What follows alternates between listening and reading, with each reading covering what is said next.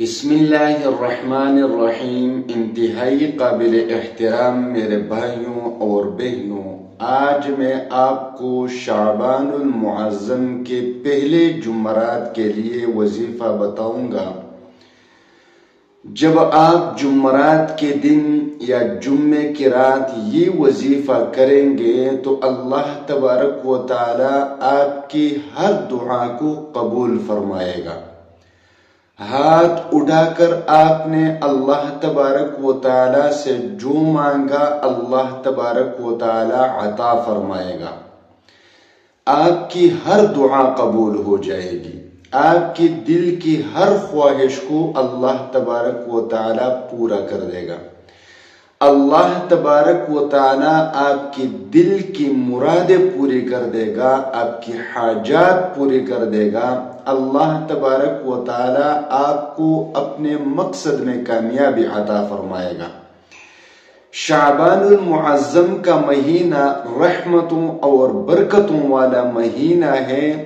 اس کے بعد رمضان المبارک کا مہینہ ہوتا ہے، تو اس مہینے میں اللہ تبارک و تعالیٰ کے خصوصی نعمتیں اور رحمتیں نازل ہوتی ہیں۔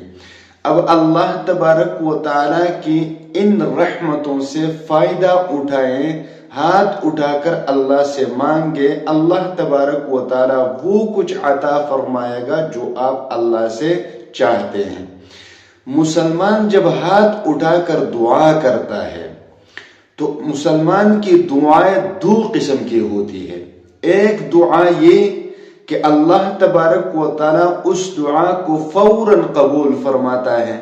دوسری قسم کی دعا یہ کہ مسلمان کی وہ دعا قبول نہیں ہو جاتی اس دنیا میں، تو بعض مسلمان مایوس ہو جاتے ہیں۔ یہاں تک میں نے لوگ دیکھے ہیں کہ انہوں نے پھر دعا مانگنا ہی چھوڑ دیا ہے اور یہ شکایت کر رہے ہیں کہ ہم مانگتے مانگتے تھک گئے، ہماری دعا قبول نہیں ہوتی۔ تو یاد رکھیے، خاص طور پر یاد رکھیے کہ دعا کفار کی بھی قبول ہو جاتی ہے۔ غزوہ بدر کے موقع پر جب ابو جہل نے دعا مانگی کہ اللہ ہمیں نہیں پتا کہ ہم حق پر ہیں یا یہ مسلمان حق پر ہیں، جو بھی حق پر ہو اس کو فتح عطا فرما اور جو ناحق پر ہو اس کو شکست دے، تو مسلمانوں کو فتح حاصل ہوئی۔ کیوں حاصل ہوئی؟ کیونکہ مسلمان حق پر تھے، تو اس کی دعا قبول ہو گئی۔ تو کفار کی دعا بھی قبول ہو جاتی ہے، مسلمان تو مسلمان ہے، لیکن جس مسلمان کی دعا اس دنیا میں قبول نہیں ہو جاتی، ظاہراً ہمیں یہ تکلیف ہوتی ہے، اور جو چیز ہم مانگ رہے ہیں اس میں ہمیں اپنا فائدہ نظر آتا ہے، اور جب دعا قبول نہیں ہوتی تو مایوس ہو جاتے ہیں کہ قبول کیوں نہیں ہوئی۔ لیکن اللہ تبارک و تعالیٰ کی حکمت کچھ اور ہوتی ہے۔ اب جو چیز ہم مانگ رہے ہیں ظاہراً اس میں ہمیں فائدہ نظر آتا ہے، لیکن حقیقت میں وہ ہمارے لیے فائدہ مند نہیں ہوتا، اس لیے اللہ تبارک و تعالیٰ اس دعا کو اس دنیا میں قبول نہیں فرماتا اور اس دعا کو آخرت کے لیے چھوڑ دیتا ہے۔ اور کتابوں میں لکھا ہے کہ جب مسلمانوں کو قیامت کے دن ان دعاؤں کا بدلہ دیا جائے گا جو دنیا میں مانگی گئی اور قبول نہیں ہوئی، تو وہاں پر مسلمان کہیں گے اللہ اگر ہماری کوئی دعا دنیا میں قبول نہ ہوتی اور یہاں پر ہمیں اس کا بدلہ مل جاتا تو بہت اچھا ہوتا۔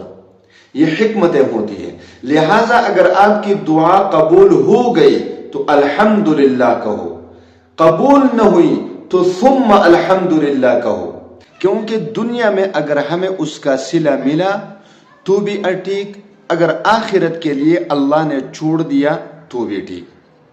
تو مسلمانوں کی دعا ہر حال میں قبول ہوتی ہے۔ لہٰذا اگر آپ اپنی دعاؤں کو قبول کروانا چاہتے ہیں، آپ چاہتے ہیں کہ میرا دلی مراد پورا ہو، میرے حاجات پورے ہوں، میرے خواہشات پورے ہوں، تو پھر آپ جمعرات کے دن یا جمعرات کی رات یا جمعے کی رات یہ وظیفہ کر کے اللہ تبارک و تعالیٰ سے مانگے، اللہ تبارک و تعالیٰ عطا فرمائیں گے۔ وظیفہ یہ ہے کہ آپ آج کی رات یا جمعرات کے دن یا جمعے کی رات کسی بھی وقت وضو کر کے 2 رکعت صلاۃ الحاجت پڑھ لیں. 2 رکعت صلاۃ الحاجت پڑھنے کے بعد حسبنا اللہ و نعم الوکیل 1000 مرتبہ پڑھ لیں اور پھر اپنی حاجت کے لیے اللہ سے دعا کریں. انشاءاللہ تعالی آپ کی ہر دعا قبول ہوگی، ہر حاجت پوری ہوگی، ہر مقصد میں کامیابی ملے گی اور آپ کی دل کی ہر مراد کو اللہ تبارک و تعالی پورا کر دے گا. وآخر دعوانا ان الحمد للہ رب العالمین.